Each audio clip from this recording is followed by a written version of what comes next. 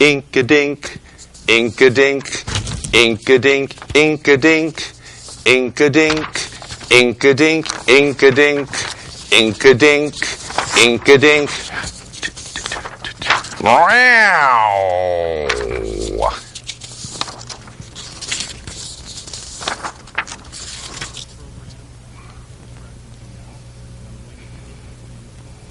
Now, it's the only poll that counts is the one on Election Day, but apparently Tammy Grimes has found out that Mitch McConnell was actually born in West Virginia. And based on that, now that's only for president. Okay. So anyway, so back to, okay. Cat news. Okay. We've got some reports out of La La Land that, and when I say La La Land, it's our neighbor next door, Joseph Lala. He says he's been watching Fox News lately, as we have, and he's discovered a couple of things. First, he discovered that Glenn Beck's no longer on Fox News; that he's gone on and he's got his own channel, which can be found somewhere. And he also found out that that the reason why Rush Limbaugh is only doing radio is because he's got a problem with his looks. He says people are finding out that people found out through us probably that Rush Limbaugh had a problem a few years ago with a certain prescription drug, and he got caught getting 89 different prescriptions for the same legal drug, but prescription drug, through 89 different doctors. He got caught at that, and he immediately blamed it on marijuana. It has occurred to me today that my dearest human has never sniffed my backside. I must bond with him in different ways. Like my father always used to say, if you want someone to look you in the eye, make sure that your mouth smells exactly like your butt. It's difficult to argue with that logic. And so I have eaten some rotting earthworms in preparation for my dear human's return, as well as one of his socks. Dear Diary, it's not so much that I miss my testicles. I know it's a rite of passage in our pack, and I'm sure that my dearest human has had his removed as well. But when that one bulldog comes to the dog park and parades his testicles around, I can't help but notice how Ginger looks at them. I love Ginger. To be fair, I will admit, he has a fine-smelling butthole. Dear Diary, the cat is a curious, magical creature. It's as if a teddy bear mated with a cactus, and it's much less fun to play with than it would appear. And yet it poops delicious candy into a box of pea-flavored sprinkles. Dearest human guards these treats jealously, often harvesting them into a barrel. But I will admit that I sneak one from time to time. They are delicious. Forgive me. Dear Diary, this is the 733rd day that I have tried to test what Cat swore to me was true. Namely, that if you hump anything long enough, you will find a vagina. So far, the results have been mixed. My dearest human's leg vagina has not revealed itself. However, I'm almost certain that I felt something on the brown teddy bear. More tests are needed. Dear Diary, I have yet to see my dearest human poop anywhere. I suspect he may not know how. I have resolved to try and teach him when we patrol the neighborhood each day in search of men with hats and beards. It is embarrassing to do in public, but he must learn somehow. I fear he will die of constipation if I don't succeed. Fortunately, my dearest human seems to show some interest and is now collecting my feces in a small bag. Soon. Dear Diary, I must be more careful when licking my genitals. My dearest human seems sensitive about it, most likely because he's incapable of licking his own. As always, I am in awe of his ability to be so noble, despite what I can only imagine are filthy, filthy genitals. He hides them every day. Dear Diary, today I have added a fourth circle to my pre-pooping ritual. As before, the first circle is to verify that I do in fact need to poop. The second is to check for gremlins and men with beards and hats. The third is to re-verify my need for pooping, and now the fourth is to honor my newly deceased toy. Stuffed llama, rest in peace. I didn't mean to shake your head off. Dear Diary, I told the cat about how my dearest human has promoted me, teaching me to shake so I can participate in his business dealings. However, Cat pointed out that I'm often unaware of what I'm shaking on. For example, when I shook the neighbor's hand this morning, I have no clue what I agreed to. None. Cat says this is how the devil buys souls. I will pee on the bed for comfort. Dear Diary, my dearest human asked me where the ball was when it was clearly in plain sight. I brought it over, and he threw it even farther away, then asked me where it was, and was very happy when I brought it again. Perhaps a metaphor? Dearest human leaves each day, and I am happy when he returns. Wait, maybe he is the ball, and I am dearest human. This is too much. I must be on the bed. Okay. Now, we have 3 new books out, and I guess, we're not doing the movies. Bill's not here anyway, so we're not doing the movies today, but we're going to go on to discuss 3 new books. And amazingly enough, one is by Rush Limbaugh, one by Sean Hannity, and one by Bill O'Reilly. 3 new books, and 3 marvelous books and these books are coming out on the background information, the knowledge that since the Affordable Care Act went into effect on January 1st, and people began being covered by the Affordable Care Act, either through Medicare for those who qualified for the Medicare because their income isn't enough to buy health insurance, or regular insurance plans. And each state that had that set up exchanges put out competitive bids for got a feather dust a kitty dust in the chair. Put out competitive bids for insurers, for HMOs, and chose a number of those HMOs for their individual states. And under those HMOs, a couple things changed. First of all, people could not be denied medical coverage based on pre-existing conditions. And Basil will tell you a story about a certain co-host of his who was insured for the first time in about 15 years under the Affordable Care Act. And the reason why he hadn't been insured for 15 years is because he was kicked out of the plan because his family has a pre-existing medical condition involving heart issues. And because of that, Basil, a certain co-host of Basil's, names need not be named, was able to have health insurance for the first time in 15 years as of January 1st. And lo and behold, no, I'm not going to mention the fact that I'd been having some heaviness on my chest for the entire month of December. Doesn't matter. But what does matter is that January 2nd, that heaviness returned, and called my family doctor, who I kept under the Affordable Care Act. Now, a lot of people have family doctors that aren't in the particular plan that they end up with. And there's a pretty simple solution to that. If you see your doctor probably once or twice a year, like most people do, you pay out of pocket for that. You keep your family doctor. It might cost you, well, in my case, about $100 each or 2 times a year to visit, and to spend the time with a doctor that knows my history, knows me, knows what to ask, knows what to listen for. You got that covered for a couple $100 a year. Anything else, clearly and obviously, you go through the plan. If there's any surgery needed, or in my case, January 2nd, heaviness on the chest, called my doctor. He said, you might want to have somebody take you over to the emergency room of the hospital immediately. I did. Upshot, blood clots on the lungs.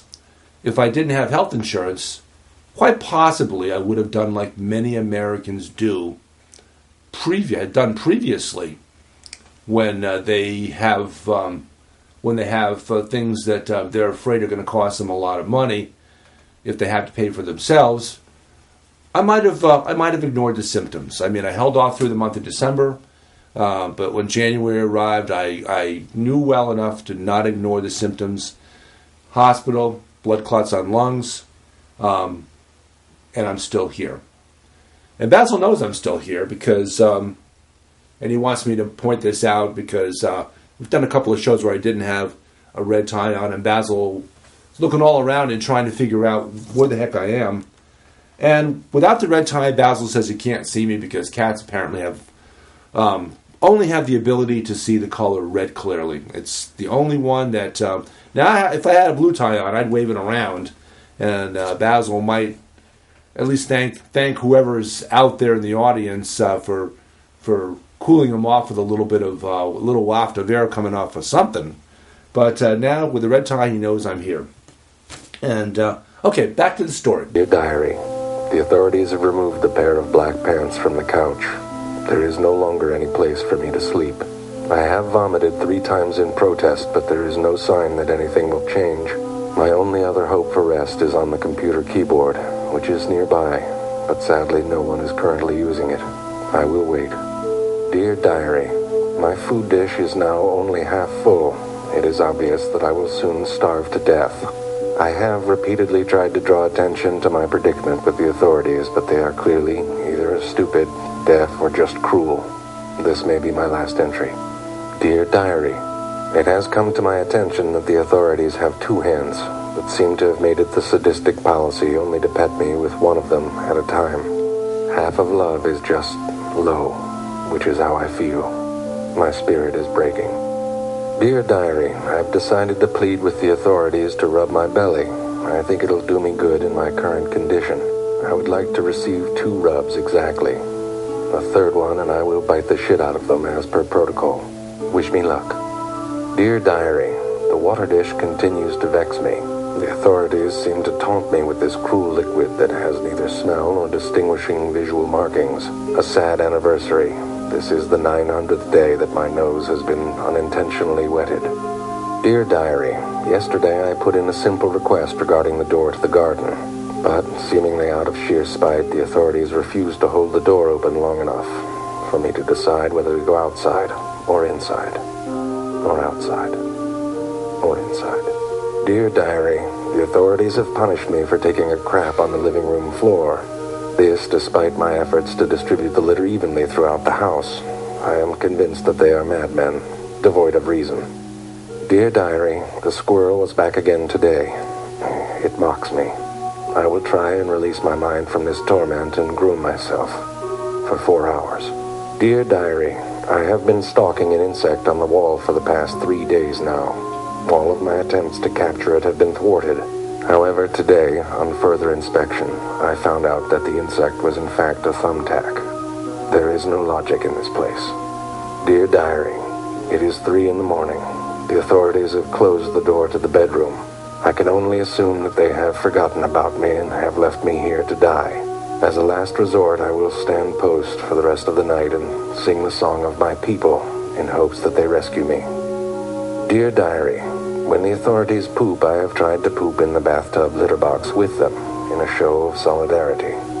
I have yet to experience any gratitude. Dear Diary, my attempts to destroy the terrible plant have all been for naught. Somehow, almost as if by some evil magic, a new one has appeared in its place. I will have to start over now. Like Sisyphus, I am bound to hell. Back to the 3 books. One book, and all these books are about the Affordable Care Act, and ignorant of the fact that that under the Affordable Care Act so far, the percentage of Americans who do not have health care coverage has gone from 18% down to 13%.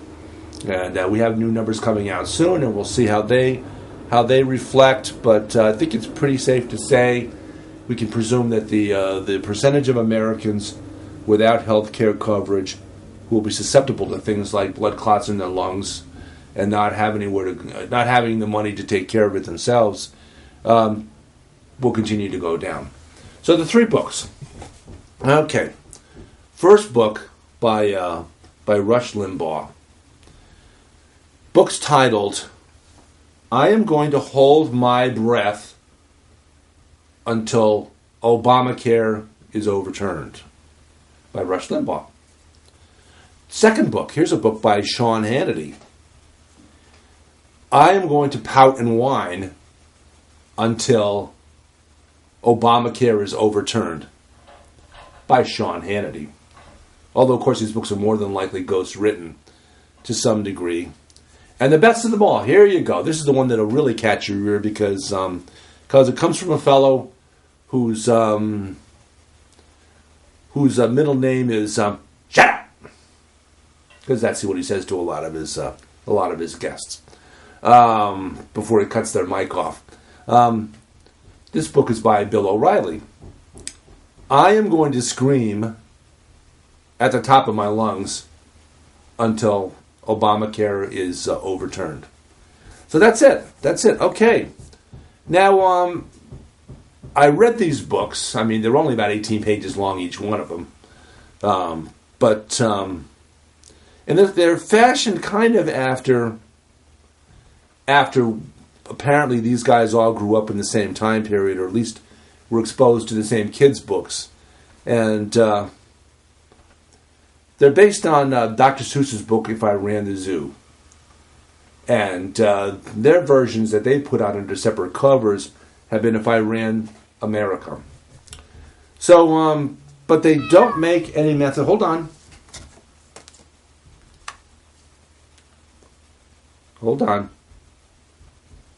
It's your cousin Irving.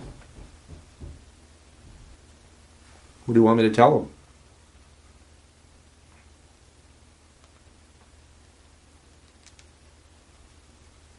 him? Basil said, whatever he's asking, do like Nancy Reagan and just say no. The war on drugs. And again, back to Rand Paul. Rand Paul's a big proponent, as are libertarians and liberals, of the fact that the war on drugs hasn't accomplished a darn thing in decades. All that it basically has accomplished is that our prisons are filled up with minor drug offenders. And having marijuana decriminalized in a number of states now will probably have some effect on that. It'll probably reduce the number of folks that are in prison for casual marijuana use or for sale of the dreaded weed. But at any rate, Irving's still on.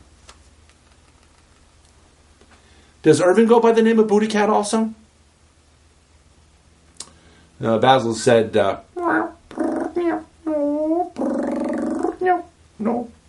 Said no. Actually, the only ones that he's allowed to adopt his last name, BuddhaCat. The only two are Lilith BuddhaCat, Basil's common law wife, and he said common law is not exactly what you would use to describe Lilith. She is not common. She is very uncommon. And the other adopted cat in the family, Walter. And Walter doesn't go by the name of Walter BuddhaCat. Walter goes by Walter A. BuddhaCat. And hold on. Come back this way. Good. Go. Get your tail out of my face, too, while you're at it. Hold on. Yeah, okay, go to the chair. That's it. Okay. She's a big mush. With the emphasis on big. So back to the books. Actually, back to Rand Paul. Oh! Bring that feather back up here. Selling what I'm selling. Any more questions? What's with the Steely Dan? No idea. It's always playing. Seems to relax people.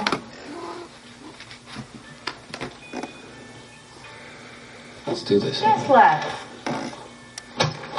This'll tickle a bit.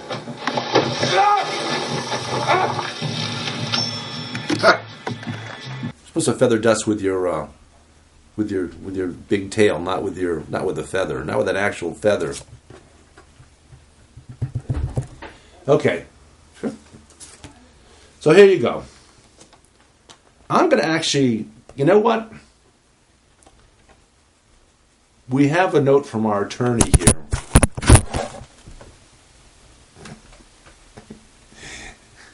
No, not that attorney. That what we need to do is we need to get permission from those three noted authors, Rush Limbaugh, Sean Hannity, and Bill O'Reilly, before we actually. But the question that's on everyone's mind, at least on Basil's. All to you. No! You get your hands off me! I said get it!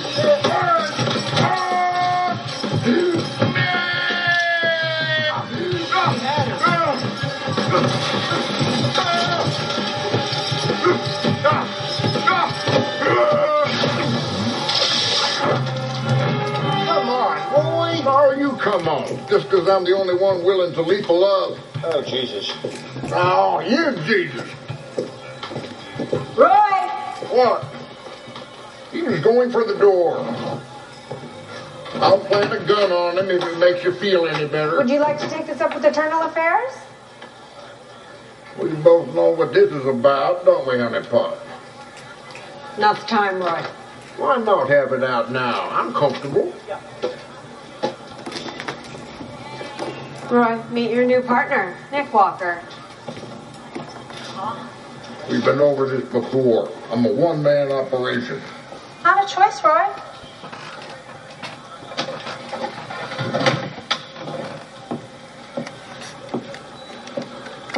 And that's the one that counts, apparently, since it's his show, is that, have they stopped using the term death panels yet? And the answer to that is yeah, they stopped using that because apparently a certain host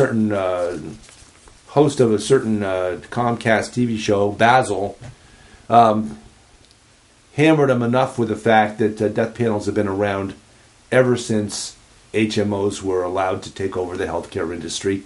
HMOs have death panels, and by delaying, deferring, or denying healthcare coverage to individuals, they basically write this death sentences for millions of Americans in the 40-odd years that they've been in operation. And with that, we're going to have to go to a couple commercials. We'll get Sad Cat, Sad Dog, something or other up.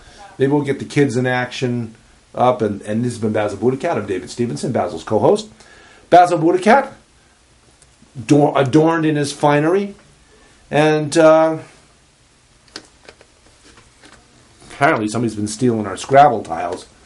But it's supposed to say, Kristen on camera. Hold on. It's two eyes. Kristen on camera. Basil BuddhaCat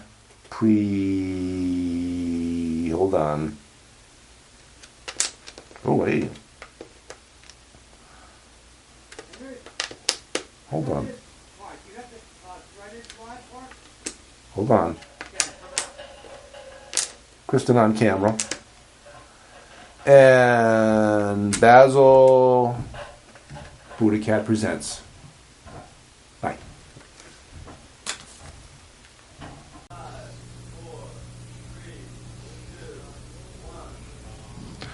They say they'd rob your grandma blind on Wall Street, on Wall Street. Fritter her away her Medicare on Wall Street.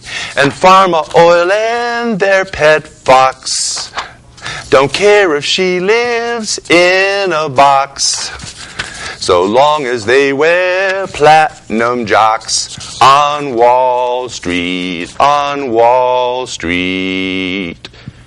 Meow.